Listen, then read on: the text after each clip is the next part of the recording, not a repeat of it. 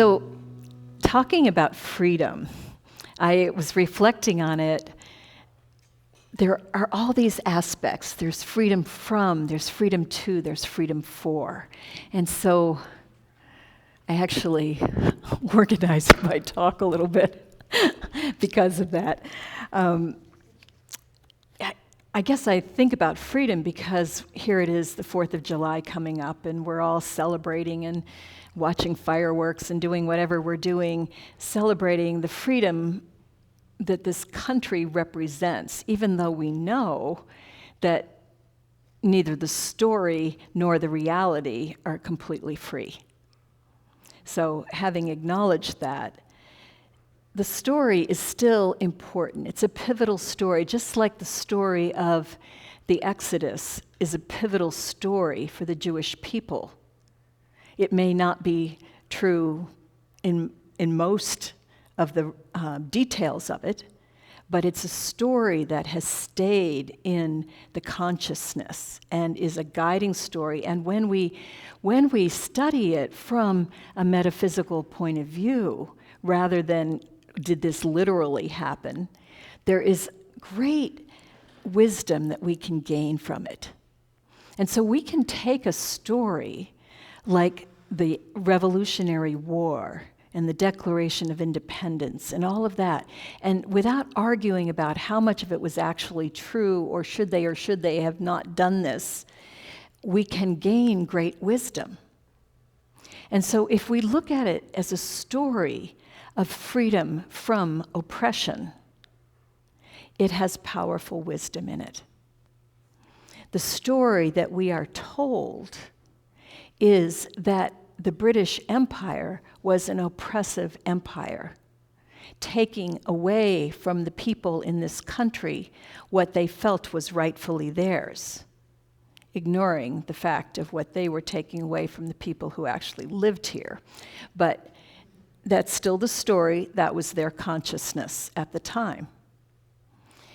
For us, we have stories of how we are oppressed, how there are others who are keeping from us the freedom, the rights that we desire.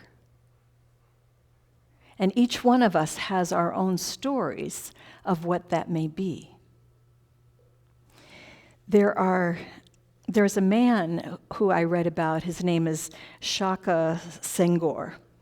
Shaka Senghor grew up in Detroit. He was one of 5 children. His dad worked for the government. His mom was a stay-at-home mom who was violent. And the children, she took it out on the children. He was a straight-A student. He aspired to be a doctor.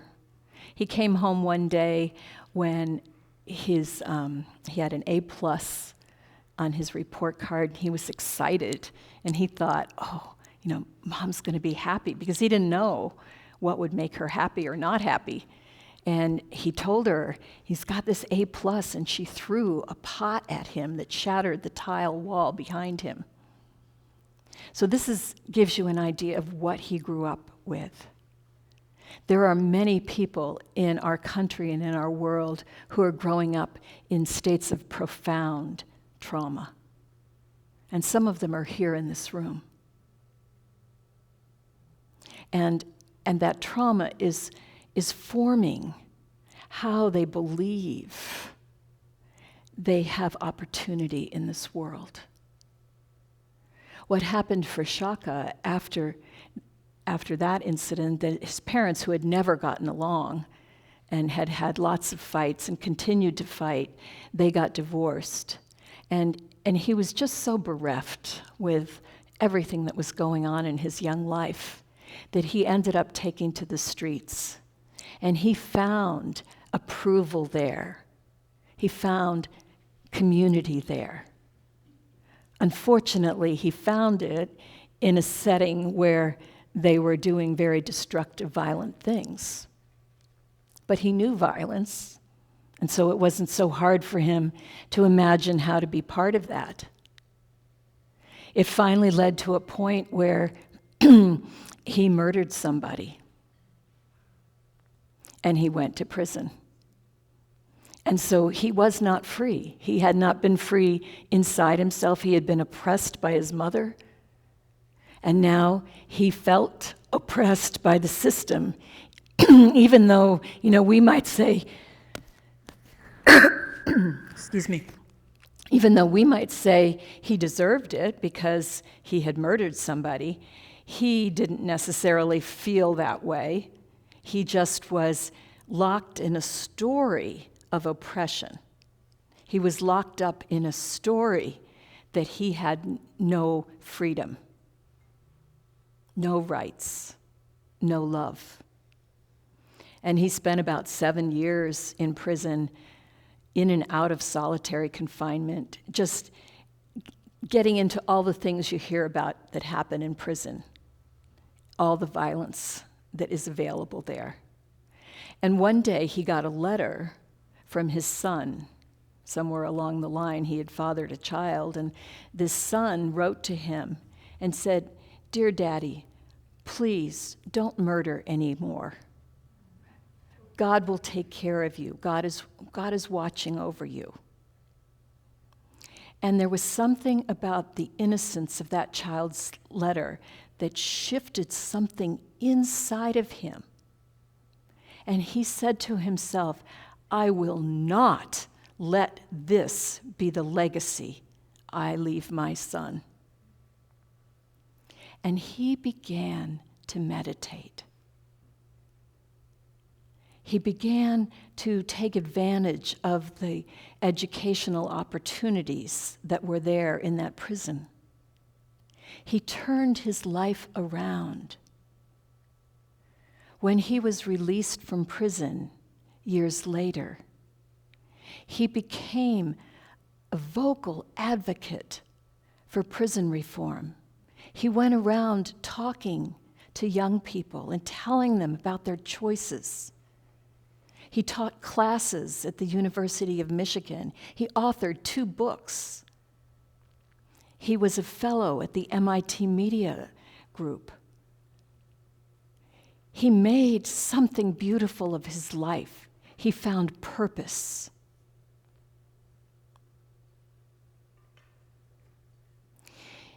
But he started from a place of believing that he was oppressed.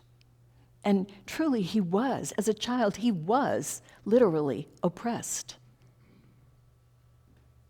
But somehow he grew from that. He began to recognize in prison that there were oppressors within him that he had to overcome. And that is true for each one of us. We have inner oppressors that we need to overthrow. That we have oppressors like our fears, the fear of failure. I would do this except I'm afraid. I'm afraid I won't succeed. I'm afraid I will succeed. I'm afraid people will make fun of me. I'm afraid people won't like what I'm doing. I'm afraid I won't be good enough at it. I'm afraid I'm not worthy of it. These fears that we cart along with us from wherever they have their origin are oppressors because they are stopping us from being who we came here to be. We are oppressed by our limiting beliefs. I don't have enough. I don't have enough time. I don't have enough money. I'm not good enough. It's so easy to imagine this. I remember when I first had a call to be a minister, thinking that, well, I really feel like this is something that is coming from within, that I'm being called to, but I don't think I could do it. I don't know how I would do it. And I remember I was watching a concert with Tina Turner, and she was singing, "I Get By With a Little Help from My Friends." And I listened to that song and I thought, well, I could do a talk on that.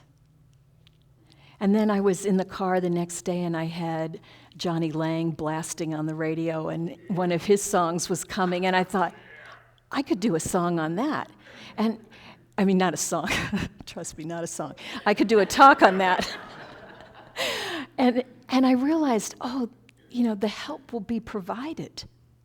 But I couldn't see yet what that would look like. I had no idea. I could not have imagined this at that time. But I had to break through from the oppression of the fears that said I couldn't do it. I wouldn't know how. And for each one of us, we have, at every stage along the line, there's the next thing that's emerging. Something that we feel inside of us, yeah, I should do that. But we tell ourselves we can't. We're not always living in that space, but we have lived in that space. It's almost like a developmental stage that we need to go through culturally. And the important thing is for us to realize that it's an oppressor that we must overthrow. All the unhealed stuff that we carry with us, I talked about the trauma, whether it's some big trauma that you had, or it's, trauma isn't a competition. So you can't say, oh, well, they had it so much worse than I did, so mine doesn't count. Yours is whatever yours is, whatever hand you were dealt in life.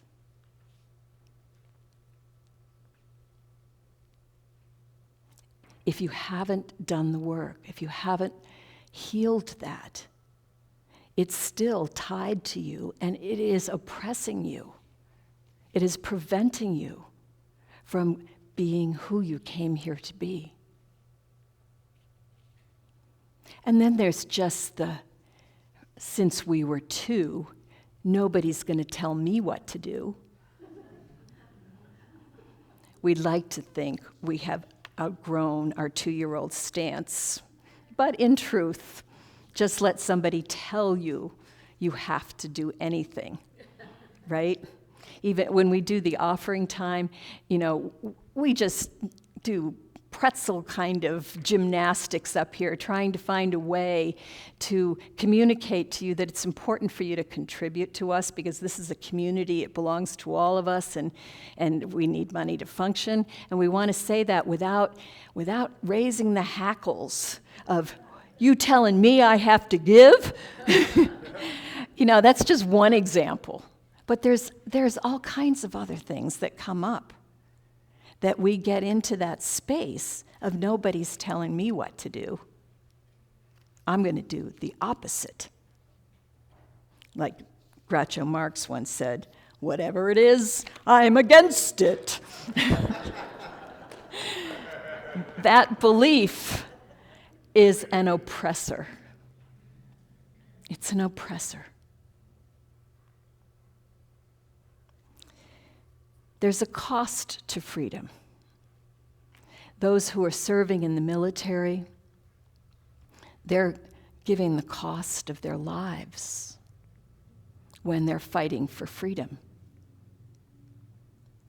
But whatever kind of freedom we want, we have to pay a price.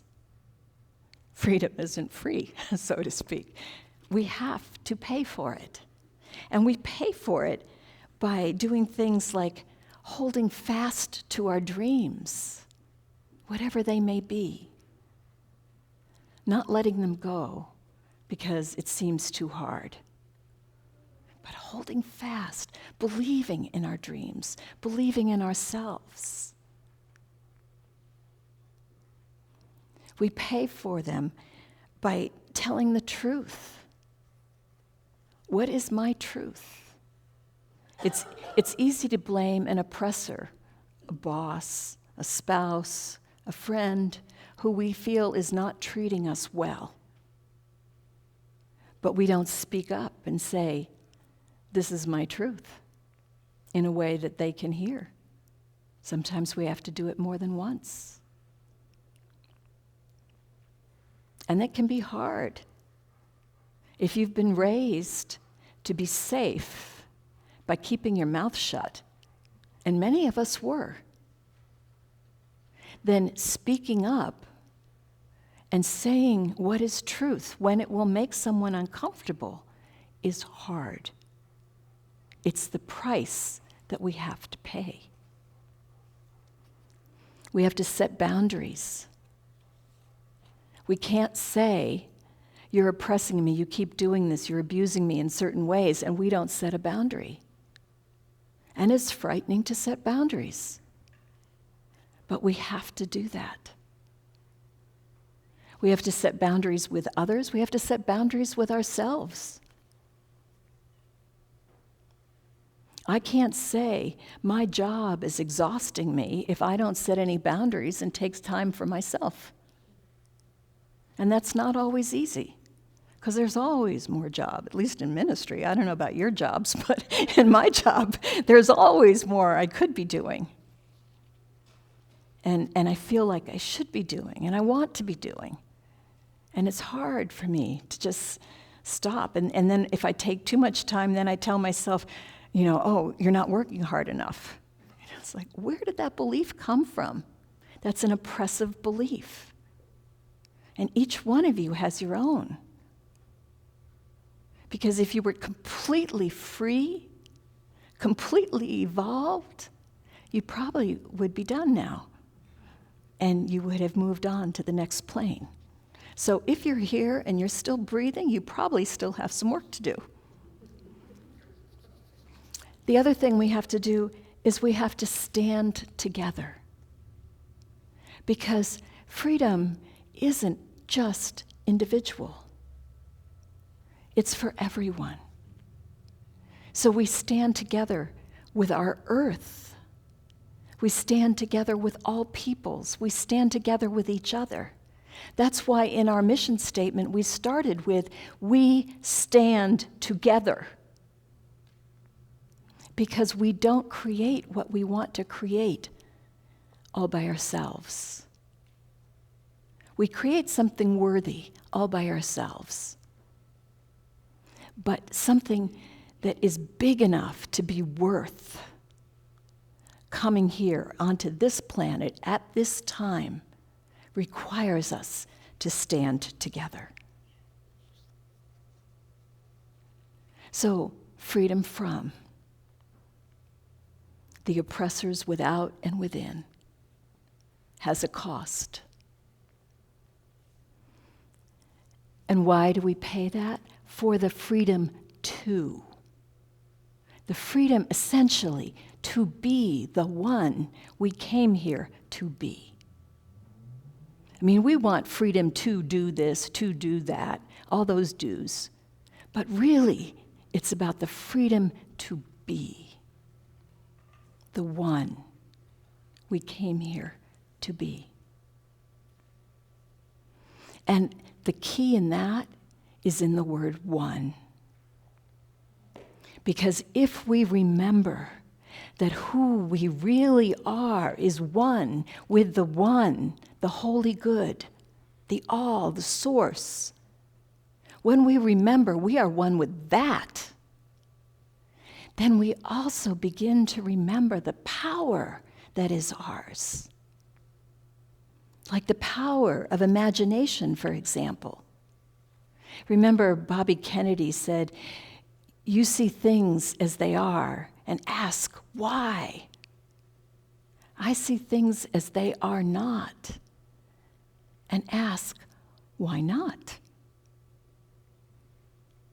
We are here to be dreamers, to dream a new world, a more evolved world that we are here to birth into being.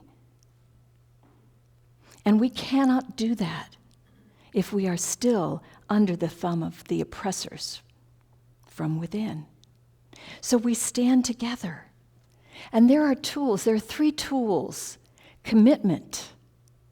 If we are not committed to this, it's not going to happen. Discipline. It takes discipline and sacrifice. Those are the 3. Discipline is what Shaka Sengar adopted in prison. For him, it was the discipline of meditation. And that's a discipline that many of us take on. Or do we? Is it an occasional thing? Oh, maybe today I'll meditate. Or is it a practice? It's discipline. You commit to something and then you have discipline to do it. When it's uncomfortable, which it often is. Because only in the discipline do we find the fruit that comes from it. We have to sacrifice. It's not easy to do this. We have to sacrifice, for one thing, our old stories of limitation. That's a big one to sacrifice. You think about the river, we can learn so much from the earth. The river flows so freely, and it's such a wonderful metaphor for us, a teacher of what freedom looks like. But how does the river get to be free?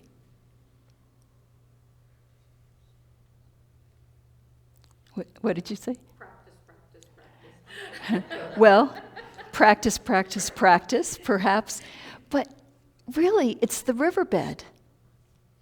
The riverbed is what allows the water in the river to run freely. It's restriction. If you're in a committed relationship doesn't always feel good, if you haven't noticed. But it's the commitment that you make that allows you to grow if you will use it in that way. And you find sweetness that you could not have found. It's funny, I was listening to just the random playlist on my phone on my way here, and there was a song about some woman about like, why do you keep looking elsewhere? Why wasn't that first kiss enough for you?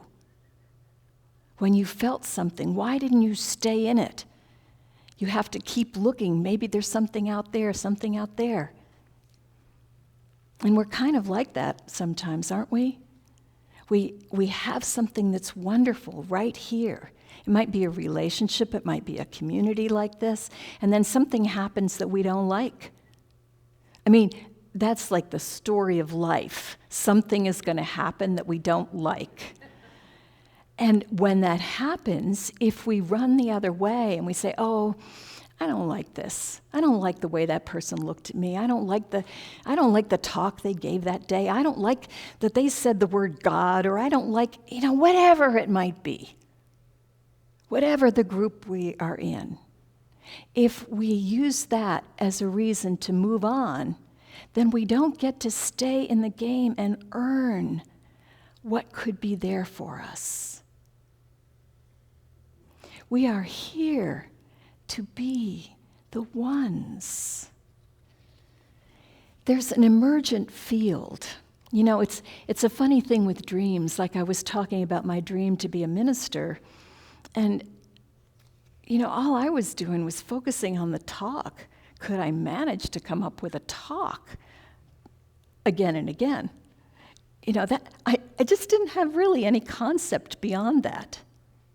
And it was only in stepping into it, as I moved along, more was revealed. And I kept getting to grow into the more. And that's true whatever our dreams are. We can't see them fully. We can't see the world that we long for. We know bits and pieces. We want justice for all. We want a world that works for everyone, including the earth. We want a dream, our dream in unity. Our mission statement is to create a global ecosystem, which implies that it works for the earth, but it works for everybody. We want something where there is unity, not all this separation, but oneness, and people know that and they feel it. They don't approach people as the other. Strangers are friends we just haven't met yet. That's the world we want, unity. Deep wisdom. All the teachings that we have heard as we've studied spiritually. We want that wisdom available to all and practiced by all. Not just, oh, I read the book, check. We want that alive. And loving kindness. Oh, how we want that. That's our mission here. That's what we're committed to. You know, there's all different ideas on what a mission statement should be.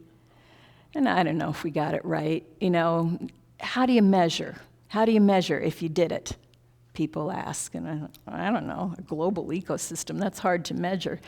But I think we measure it with stories. We measure it with knowing within. And what's important to me is that this is our intention, that we're putting our life energy in so many ways into this as a community and as individuals who make up this community.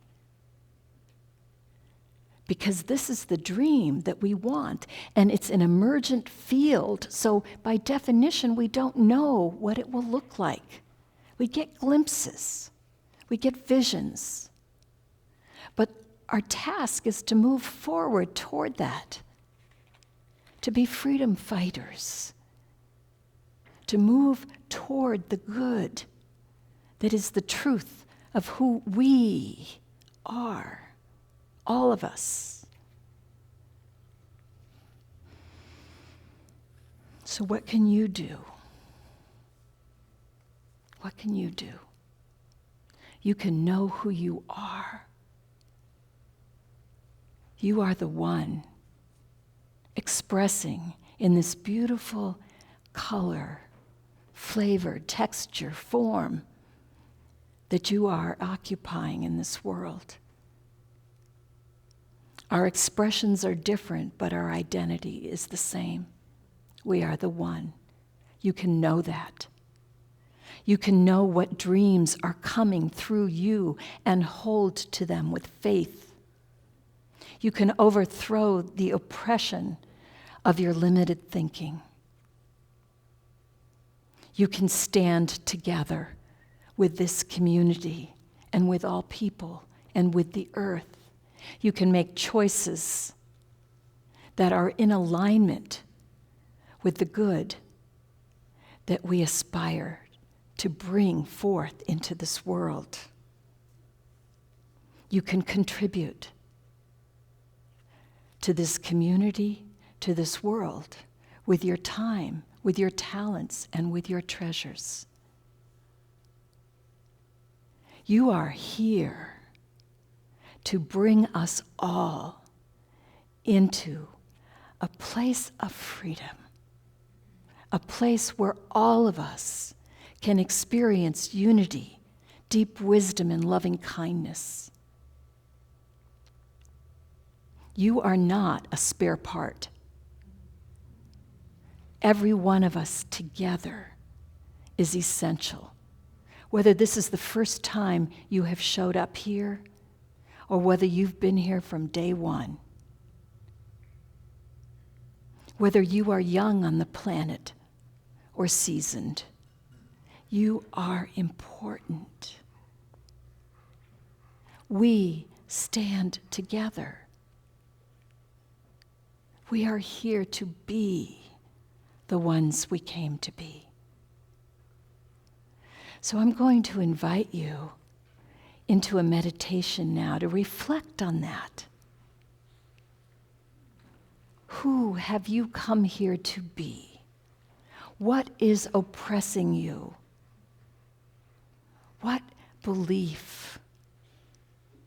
What experience? What old story?